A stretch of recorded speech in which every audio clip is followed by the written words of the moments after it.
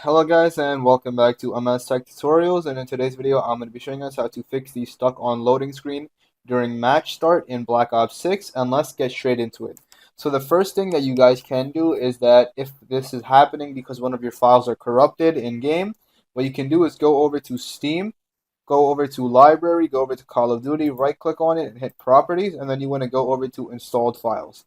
And under installed files, you want to click on verify integrity of game files. Once that is done verifying, you can go ahead and open up Call of Duty this way, and you can check to see if that helped.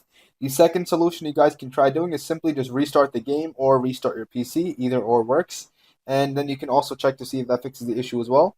And another thing you guys can do is inside the game itself, go ahead and just lower your graphics settings.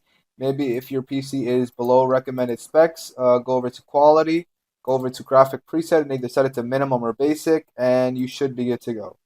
Once you do all of these things, you guys, the solution or the error should be fixed, and you guys should be good to go. So yeah, that is it for the video. Thank you guys for watching. Make sure to give the video a thumbs up, subscribe to the channel, and have a great day.